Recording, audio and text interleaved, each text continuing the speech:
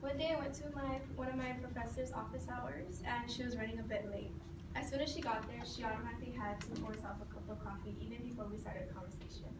So we ended up talking about coffee and she questioned me about fair trade in coffee. I responded with no, and which got me thinking, as us Americans, we don't really stop to think about what we consume and what goes on behind it. As college students, or as everyone, we all need an energy boost from time to time. Coffee is very popular and a growing trend. According to Harvard T.H. Chan website, 2010, 54% of Americans over the age of 18 drink coffee every day. As students, we don't really understand that the process of coffee is more complex because it's just such an easy access to us because it's all around us. After being asked this question by my professor, I decided to research this topic. So today I will talk to you about the global impact of coffee. First, I will talk to you about the Fair Trade campaign, then the farmers that produce our coffee, and finally, the Starbucks Cafe program. So the Fair Trade campaign. According to globalexchange.com, September 2000, the Fair Trade campaign started in the late 1990s in the United States. Fair trade is a partnership between consumers and producers.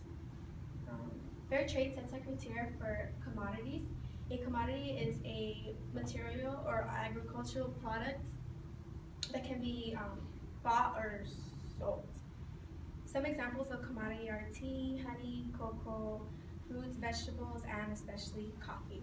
For each commodity, there is an international fair trade registry in which farmers have to apply and get some sort of certification, and their institutes are visited annually and are paid an above fair trade price, which is where the name comes from, if they meet certain labor, environmental, and production standards. So now that I have talked to you about the Fair Trade campaign, next I will speak to you about the farmers that make our coffee. So whenever we go to a market or a store or a cafe, we usually see the usual dark brown black bean. But it is actually a cherry color, like seen here when it is harvested. Coffee is a fruit and grown by a coffee tree, and it's called a coffee cherry. So the ones we usually see in public are roasted, processed, or grinded. Coffee is grown by farmers and very large plantations. These plantations are all over the world, but mostly including Latin America, like Colombia, Brazil, Guatemala, and Mexico. According to HuffingtonPost.com, January 2014, the U.S. consumes 1/5 of all the world's coffee, making it the largest consumer in the world. It is said in the coffee industry that most Starbucks farmers don't even know what Starbucks is. The average pay they get is about 20 to 30 cents per pound of coffee that they harvest. An average good picker they pick about 100 to 200 pounds of coffee cherries, which only equals to 20 to 30 pounds of coffee.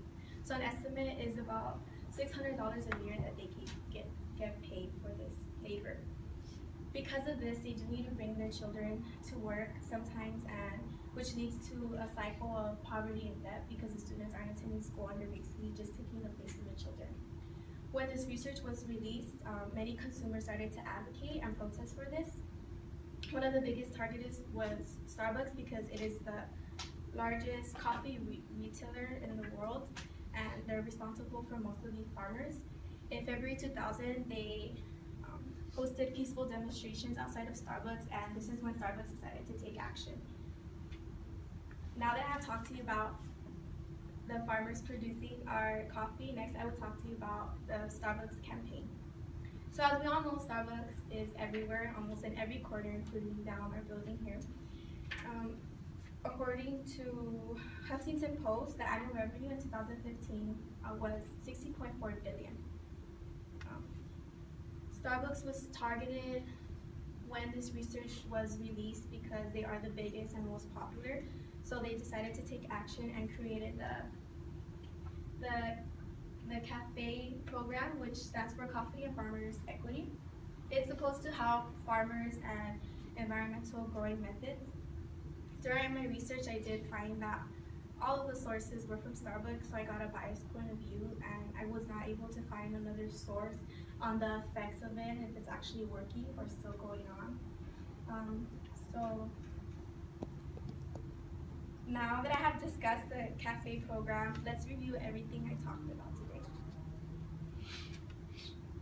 I first discussed the fair trade campaign. Next, I discussed the farmers that produce our coffee, and finally, the Starbucks cafe program. So I hope the next time you guys order a cup of coffee from Starbucks, you will have a little more understanding of what you will be holding in your hand.